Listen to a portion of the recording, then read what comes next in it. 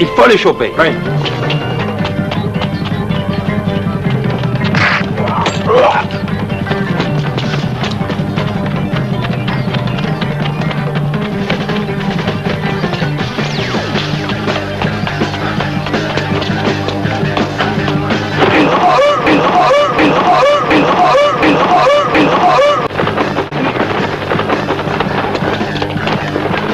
Bouge plus, Denis.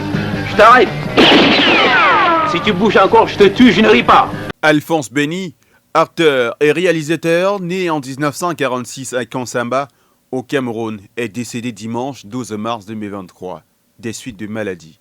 Cette vedette possède une carrière des plus singulières qui soit jouissant d'une réputation d'auteur, disco quasiment culte en Afrique. On le voit aussi bien jouer sur les plateaux des comédiens érotiques de Rossiné. Malgré sa flamboyante carrière d'acteur, sa véritable passion était la réalisation. C'est pourquoi Béni est d'abord considéré comme un cinéaste. Il commence sa carrière dans son pays natal, le Cameroun, où il tourne plusieurs courts-métrages avant de partir en France. Et ici, Alphonse Béni peut être considéré comme un véritable pionnier du cinéma camerounais, lui qui commence à produire et réaliser des courts-métrages de fiction dès 1971, furent au point Un enfant noir et passe au long format en 1974 avec Les mecs, les flics et les putains. Pour être un pionnier, il n'en demeure pas moins une exception dans le paysage cinématographique camerounais et ce, à plusieurs titres.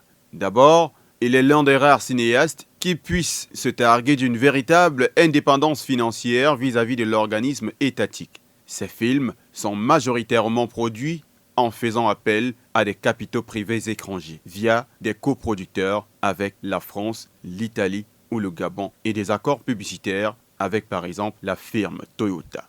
Ensuite, il choisit contrairement à la majorité de ses collègues dont les films décrivent la réalité camerounaise sur un mode documentaire ou autorisant d'épouser une forme de narration proche du modèle des séries B occidentales ou asiatiques s'adaptant au goût du jeune public camerounais friand des films d'action, de musique, pop et de karaté. Les mecs, les flics, Danse mon amour ou Sans voyous sont ainsi les transpositions à la sauce locale de standards occidentaux.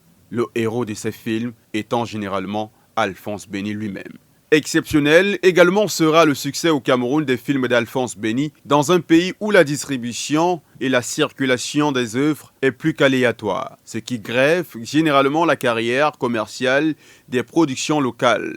L'histoire retiendra qu'Alphonse Béni sera le seul cinéaste camerounais bankable qui remboursera les avances sur recettes consenties par le FODIC, lequel organisme est d'ailleurs dans une situation financière désastreuse au cours des années 1980 et voit son autorité contestée par bon nombre de cinéastes. Sa politique dispendieuse de coproduction avec la France, avec notamment une série documentaire réalisée par Des Français et Chocolat de Claire Denis, est mise en cause ainsi que sa propension à confondre soutien financier, contrôle et propagande.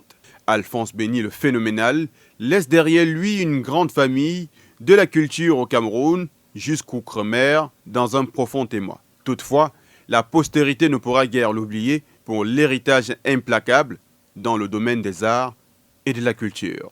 Adieu Béni.